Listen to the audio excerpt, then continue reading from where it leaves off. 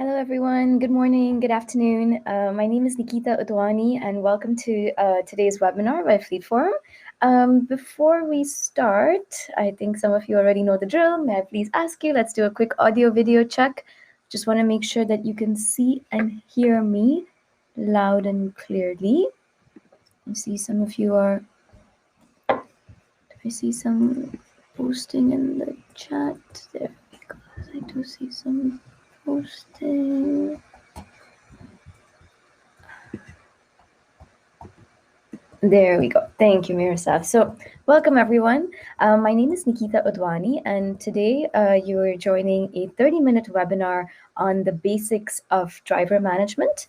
If it's the first time you're attending a Fleet Forum webinar, maybe just some housekeeping rules and some points for consideration. It's a 30-minute webinar. I've prepared some, I think, some powerful and relevant messages on the topic that we are going to be discussing today, which is the basics of driver management. Please use, we want to make it as interactive as possible. I see we already have more than 40 colleagues joining us from around the world. So as you can see, some people are already doing so, and I would encourage you as well. Please use the chat box, introduce yourself, your name, the organization you're working for, and the country you are you're calling in from today. Use the chat box, introduce yourself, but also as I'm presenting through the webinar, I've also prepared some questions for you. I'm sure many of you are managing drivers. You have some opinions or maybe some practices you want to share. Please post those in the chat box, and also feel free to ask questions, because we have planned some time afterwards where we can pick up your questions. So let's begin. The first question I would like to ask you today actually is, how many drivers do you manage? Can I please ask you to use the chat box to share that? How many drivers do you manage? 1, 5, 10, 30? Okay, I see some answers coming in already. 2, 14, 5, 7. Let's give a few more responses. Okay. Hi, Kevin. Nice to meet you. I see we have some of our new members joining as well today. Wonderful. Okie dokes, 24. Okay, so we have quite some numbers, right? And now let me ask you, when you mention that number, who do you count in there? Do you include, for example, the drivers of your rental vehicles? What about staff that are authorized to drive? Do you include the colleagues who might be driving motorbikes or trucks? Are those also drivers that you include in your response? I see some of you already saying, only official and partner drivers. Carlos. Okay. Heather, you say, yes, sure, I've counted the different groups. Yes. No, please, only official. Okay, so, and okay, Tony, you say I include the mechanic as well. He's also driving. He's also involved with the vehicles. Okay, so the reason why I bring up this point is this is a webinar around the basics of driver management. It's actually, you'll notice every year there are a few webinars which we do on some very fundamental or basic topics, because we understand that not everybody is a dedicated fleet manager, right? And for some of you, this might be a new topic, or you might be more experienced in this topic. It's always good to have the fundamentals, and that's why we're discussing this topic. I ask you this question around who do you consider in this group of drivers, because I think one basic message I really want to pass to you today is that the standards that you include, let's say in your driver handbook or your fleet management handbook, or even if you don't have the standards written down, which you should, please, but you should make sure that these standards, that you're applying this to all categories of drivers, meaning this should include your staff authorized to drive, it should include your rental drivers, it should include the drivers who are operating motorbikes. It's important that you give that no matter whether the driver is what you call official, right, a professional driver who you have hired for the purpose of operating your vehicles, no matter whether they are your official or professional drivers, or whether they are your staff authorized to drive, at the end of the day, they are all operating a vehicle, right? And this can be a light vehicle, an armored vehicle, a truck, a motorcycle. So it's important that you apply the same standards to them. So, for example, if you're doing a fitness check, if you, in terms of your induction, in terms of your training, you should really look and ask yourself the question today: am I applying these same standards? And if not, then maybe that's something to take away already from the webinar today. I would encourage you to really take a close look and make sure that the standards that you have set, that you apply those to all categories of drivers in your organization. So that's the first thing I want to tell you. The second thing is, let's go more into how do we energize our drivers, right? So drivers, they are the face of our organization.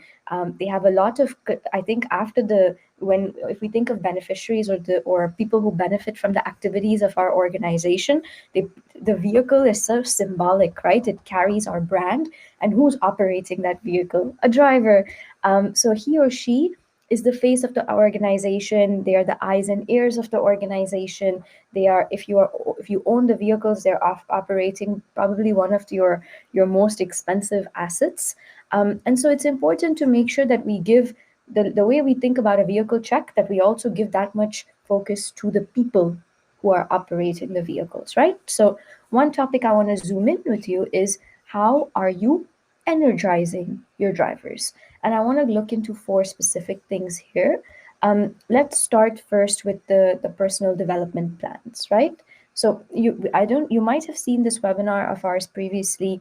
If you haven't, I will definitely include a link in the thank you email that we send out afterwards. But it has to do more with training and making sure that it's not that you are not only giving everybody a one size fit solution. Like, you might have some training topics like safeguarding, or the code of conduct, or incident reporting, or vehicle familiarization. There, you probably have some standard training topics, right? But beyond that, you should also make sure that you have a personal development plan for each of your drivers. And that entails sitting together with your driver and understanding what are their long-term goals, just the way your manager does with you, right? To understand what are you working on today, but also what is your ambition for the next year, 3 years, 5 years. So a personal development plan can be a very important tool to facilitate a dialogue between you and the driver, to help them feel, this organization cares about me, and to make them feel more energized, right? So that's one thing. The second thing I want to talk about today is the accessibility of internal learning platforms. I presume, please tell me if I'm wrong, but many of you probably have like an e-learning platform in your organization where you can take different types of courses, right? I'm sure this exists because Fleetform, to many of your organizations, we've donated e-learning modules around fleet management. Um, so one thing you want to make sure as well is that your drivers, in between their trips, especially when they have a need, they are constantly feeling the need to learn, right? I think, so the driver recognition program, one of the things we see, and you'll hear about this in the coming months, but we recently did an evaluation of our driver recognition program, and it included asking drivers, why do you participate in this activity? And the top reason that emerged from that is because I want to keep learning, right? I want to keep updating my skills and learning new skills. So something that you can do, it doesn't cost you a lot of effort, doesn't cost you a lot of energy, is to make sure that your drivers have access to the e-learning platform of the organization. So they might need an organizational email address, or they might need a laptop or a computer in the coffee room, which you can install to make sure that when they are not driving and they have some time in between, that they have the option to take e-learning modules offered by the organization. It's another way to keep people energized. A third thing you could consider is a driver recognition program. I see many of you I know on the line today, and I know you are participating in our driver recognition program. I would encourage you to do the same this year when we launch it, or to also look and come up with your own internal recognition or your own little competition where you can help drivers, in a playful way, compete against each other to see who is the most green driver, or the most improved driver, or the safest driver. That's also a way to energize drivers, right? Sometimes the job can be very repetitive or very similar day on day. And you want to make sure that drivers keep feeling, okay, there's something a little bit new and something to learn, something to get some energy from. And playful competition can be a great way to stimulate that type of energy. So consider that as well, the driver recognition program. And I think the fourth point that I also want to bring across to you is to look at the soft skills. Many times when we talk to fleet managers and they say, okay, I'm going to train my drivers, the first thing we hear is, when we ask what type of training, I think you already know what I'm about to say, defensive driver training, right? So many times I think it's high on our list. We want to give our drivers defensive driver training, which of course is no doubt it's important from a safety perspective, from a cost and environmental perspective. But I think I would also encourage you to look at what soft skills, maybe when it comes to service orientation or conflict management, to think about other topics as well, that, and especially in the area of soft skills, that you can work together with your drivers and that you can look at the training or coaching to help them develop these skills. Now, I have a question for all of you, because I see many of you mentioned, I have 5 drivers or 2 drivers or 30 drivers or 20 drivers. So, my question to you, and I'm going to ask you to use the chat box for this, please, is, can you please tell me, how do you make drivers feel part of the team? What I mean with this is that drivers spend a lot of time on the road, right? Not in the office. And the office is the place, I mean, the pandemic also taught us new lessons about this, but in general, the office is the place where we might feel connected to our organization. We have a room, we see posters, we get updates, there are staff meetings. We feel like we are part of something bigger, right? So my question to you is, how do you, because drivers don't have, they are not sitting in the office the whole day, they're spending a lot more time on the road, but you still want them to feel part of the team, right? So what strategies are you using to make drivers feel part of your team? How are you making drivers feel part of the team? And I see some of you have started typing in the meantime, sending me best wishes. Thank you. Please also tell me how you're making drivers feel part of your team. Monthly meetings for updates, great. Okay. Zulaiha, can I ask you what types of updates you're giving on that? Please use the chat box. Sharing information with them. Okay, I also want a little bit more detail. What type of information are you sharing with them? Okay, briefings. Briefings is a good way as well. Safety. Okay, there we go. I see some a safety course, training, information sharing, making them part of the planning. Vincent. Okay, that's a new one so far on the list. So I presume you mean in terms of the journeys, right? And okay, yeah, a WhatsApp forum where we communicate consistently on trips. Okay. Let's keep it going. I want to hear some more of the great ideas. I see we have 66 of us on the line today, so I'm sure there's some more ideas in this group. Let me give it a few seconds. Inclusivity in program planning. Quentin, I think I know what that means, but can you elaborate a little bit? Giving drivers a safe challenge, encouraging them. Okay, Hatim, indeed, right? So this goes back to what we were talking about, recognition, competitions. Yeah. Shamima, you say you communicate with the drivers, and the drivers have an email group. Yeah. They're part of the weekly meetings, taking their opinions about the roads and trips and making them feel that they are very important to the organization. Okay, superb. Fair and transparent field mission planning. Fantastic. Okay, so I'm really happy to hear. Delegate them to represent the fleet department in the field office. Okay, empowering them to work on the data collection. Yes, taking on board their suggestions. So how do I see you've answered in the meantime? Okay, so getting some feedback, getting their views and their concerns, paying attention to those concerns. There we go. So quite a number of you have provided some ideas, right? And I'm really happy to share that. To be honest, a lot of the things that you have mentioned are also things that I wanted to share with you today. So indeed, making sure that you use forums like WhatsApp or have like remote staff meetings, right? To not let the distance, to not say, oh, but we cannot have all the drivers together at once, so how will we communicate? No, of course, try to make sure as much as possible. I see some of you mentioned a monthly meeting. Some of you talked about debriefings. So try to, as much as possible, um, yeah, make sure that you facilitate channels through WhatsApp, through face-to-face meetings, that you bring the drivers together, that you share updates, that you make them part of the planning, that you debrief with them, that you ask them for their feedback. These are all great ways, right? I think if I can just add maybe a couple more, perhaps you all mentioned it. I was reading quickly, right? I didn't see this.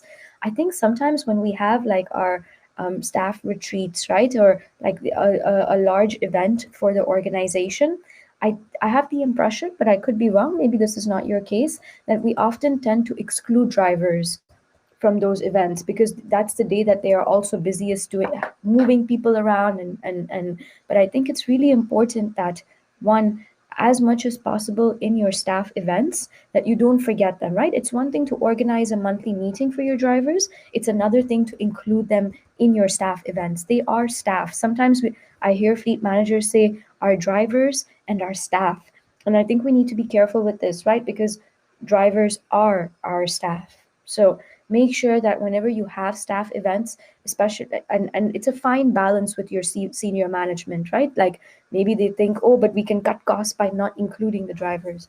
Yeah, but ultimately that becomes more expensive down the line because your drivers don't feel connected to the organization if they're treated like, in English we say, like a second class citizen, like not really part of the group, right? And I see our colleagues in UNICEF Ghana are saying, Nikita, don't worry, we include them in our staff events, including the retreat.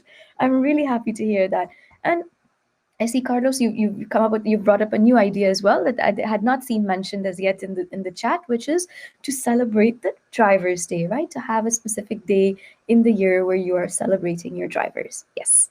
So going back to what I was suggesting, one, make sure that your drivers are a key part of your staff events, but also two, make sure that you share with them how the organization is doing, right? So are program activities growing? What is the new strategy of the organization? I think we think of driving sometimes as a day-to-day job, and it is. There is a regular ness to it, but it's also important that we share with the like we share when we have a new strategy, or looking at what is the annual plan for the year for the organization. Often that is shared with you, but you should also take the time to make sure that you update your drivers and you pass this information to them. Yeah. In the meantime, I'm seeing, I hope colleagues, you are reading all the different things in the chat because I am, and some great ideas are popping up in there. See, Tony even says during the retreat, we use hired vehicles so we can make sure that our employed drivers can participate, right? We hold team building events. Fantastic. And Sanjeev, now you come to my next question, which I want to ask you is, so many times, I mean, I think we know, right? Okay, we talk about drivers being the face of the organization. Let's be honest, they are also the often the lowest paid people in the organization, right? And that creates a power dynamic. A senior country director, let's say, has more seniority. He or she is the boss. A driver might feel like, okay, I feel empowered in the vehicle, but at the same time, if the senior manager tells me speed because I have to hurry up, I have to go for this meeting, I need to rush, or let's rush back home because we are running late and it will get dark. Sometimes the task of the driver can go. He or she might be requested to do things that are against the policy, right? And it's important that we make sure that our drivers feel comfortable to say no without having any consequences like getting fired, contract not getting extended, pay getting reduced, getting a bad performance review. I can go on, right? The point is, my question to you all, and I would like to ask you to use the chat box, is to share with us, how do you empower your drivers to say no? Let's use the chat box and share, how do we empower our drivers to say no?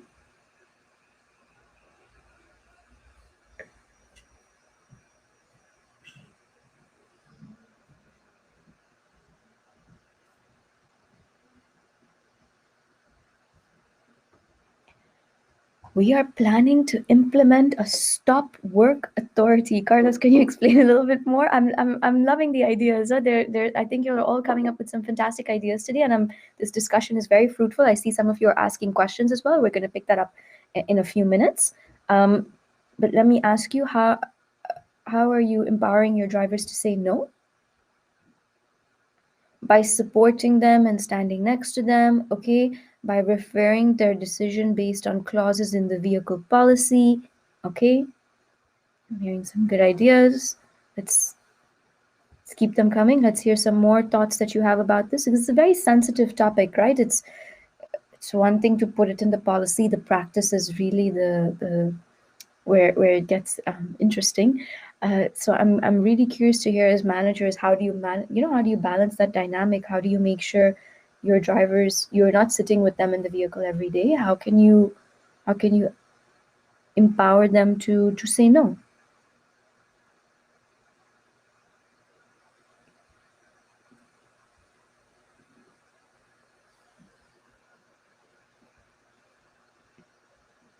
Let's give it one more minute. I see some of you are coming up with some good examples to share of how you can do this. Use the SOP. Okay, okay. So let me comment on this a little bit in the meantime, right? So I think first and foremost, please make sure that your policy your is up to speed. That you make clear what is what is permissible and what is not. And not only to write it in the document, right? That's one step, but to also develop the communication materials around it. I think a few years ago, I'm going to see if I can add the link into the into our thank you email, but WHO developed a little pamphlet, like a little, a small paper, which showed like the rights and the responsibilities of drivers, but also the rights and the responsibilities. So it was about for the passenger, and they made a little leaflet out of it, and they made sure to put it in the vehicle. Because it's one thing to tell the driver about the SOP, at the same time, you want to make sure that the passenger is reminded and constantly, hey, you're sitting in the vehicle, you cannot abuse your power, right, and now pressure the driver. You have to respect that there is a power dynamic, and you should not even be asking to break the rules to begin with. So it's important to have that visible, right? What is the right and the responsibility of the passengers? So maybe consider having a pamphlet in your vehicle that explains this in the local language, that everybody understands this. So that's one. I see in the meantime, Carlos, stop work authority means somebody, regardless of, you can stop. Okay, okay, good. I learned a new word today, Carlos. Thank you. Stop work authority. Alrighty. Um, then I see another one, vehicle tracking. Okay, so it's one thing to have the policy. Now let's look at the data. What does the tracking data say? That did the driver indeed have to speed? Who was in the vehicle? So to really use, so that it's not about the driver said this or the passenger said this, but we can really look at what was the speeding, right? So from that perspective, yes, the data from the tracking system can facilitate a more evidence-based discussion. I appreciate that. More if you say yes, use the organizational policy. Okay, so I think organizational policy is definitely one thing, and I agree with you. It's a strong one. Communication of the policy is another one. Consider, if you have vehicle tracking devices, then use the data from that as well. And I think the point I also want to make clear over here is explain to your drivers the step by step what would happen. Like if this happens, what can they do, right? What is the first step? Should they call you? What are you going to do? Maybe even in one of your trainings, I talked about soft skills before, right? And conflict management. Maybe in your next driver meeting, you could do some exercises, some scenarios around, imagine this is happening. As a driver, I'm getting pressured. What would I do, right? And to have some, or to really role play that, and to have a scenario around this, and to do that together with your drivers. So then you can first do the scenario, show the right way of responding to this, but then and also using that as the starting point to facilitate a conversation, right? And I think indeed the responsibility that you have, and I understand that might be tricky, but is to make sure that you work with your line manager and your senior managers to say that, look, I'm really counting on your support, that if one of my drivers gets pressured, that we really show, that there are consequences for the person who pressured them, and that we don't just let it go and, oh, the person is senior, or it's a program manager, or oh, it's an emergency. So to have that before these situations happen, to already have an open conversation with your manager and maybe even your senior manager on what support you need from them to yeah to make sure that you are able to deal with these circumstances as they emerge. Yeah. Let's open up the floor now for some discussions, because we've got 5 minutes to go, and I had a few more slides, but I think we covered the main messages for today. So let's open up the floor for questions. Let me see. I'm going to see how many of you raise some questions. Oh, not many as yet, colleagues. Now it's question time. Please post your questions in the chat.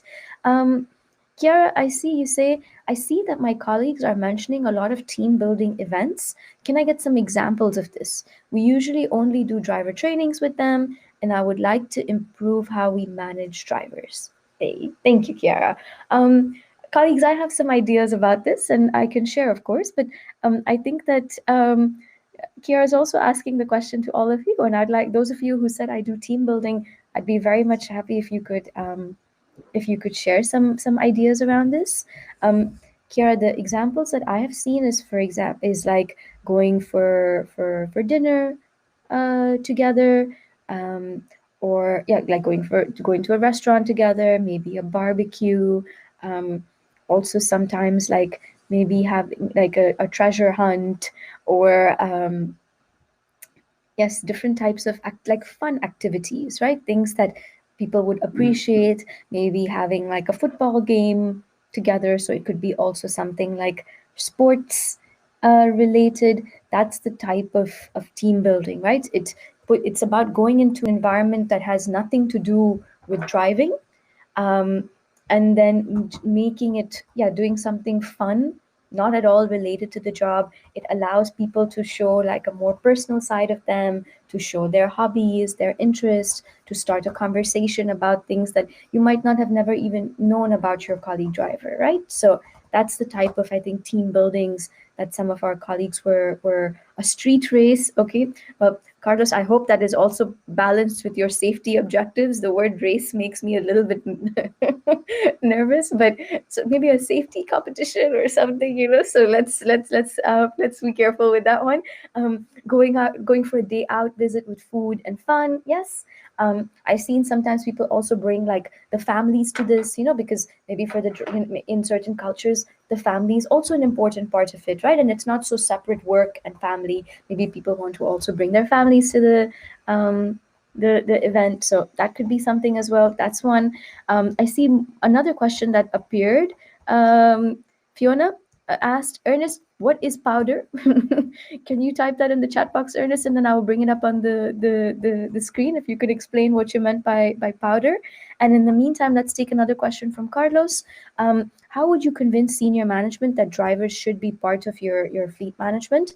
I think, Carlos, where I would start over there is use your data, right? Look currently at your fuel consumption, for example. Look at your road traffic crashes. Um, Use some of your data points to show like, okay, this is our current level of performance. If we did, for example, an eco driving training, like it's not about the eco driving training, but it's if we would empower our drivers, make sure they had the skills to be more conscious of their fuel consumption, we think we could save this much money. Or look at how many crashes we've had. We have a benchmarking exercise in Fleet Forum that we do every year. You can participate in that. You can see how your crashes compare to other organizations. Use that data to go to your managers and say, look, this is the key role. Drivers are linked to my fleet management objectives. If I can make improvements here, here, and here, by including them, this would be the benefit for the organization in terms of less crashes, less emissions, less costs. That's how I would frame it. Put some numbers to it and really quantify the benefits. Yes. Let me see. Um, I'm going to pop. Looking at the time, we're running 1 minute over. I'm going to do some quick one final question, and then we wrap it up. Here we go. Farah, you said, I will be carrying out driver trainings and I would like to include basic mechanic training to drivers. I think this is an important part of the training curriculum. Do you agree? I haven't seen the curriculum myself, right? I think that yes, preventative maintenance starts with a big role. The driver plays a key role there. You need to, of course, send the vehicle to the workshop in time, but that initial vehicle checks and some basic maintenance activities, I do think that's part of the role of the driver, and I would include it. And to be honest, from the online driver trainings that Fleet Forum has done, many times we get asked, from drivers when we ask them, what else would you like to learn? They say, hey, I would like to get some more mechanical skills. So I think it's definitely worth exploring and making sure that you include this in your curriculum. In the meantime, I see Ernest has answered Fiona's question. Fiona, there's your answer: petrol, oil, water, driver, equipments, rubber, and electrical. Alrighty, colleagues, I want to thank you all so much for your participation today. I see in total we had 75 people in this webinar. Fantastic. Thank you all for sharing your experiences. We will be sharing the recording after this, and I would highly encourage you to attend our next webinar with TJS. It's about eco driving. Feel free to bring your drivers along to this topic as well. As we discussed, we include them in our staff events as much as possible. So feel free to bring them along, and I very much look forward to seeing you in our next webinar. Have a great day. Thank you. Bye bye.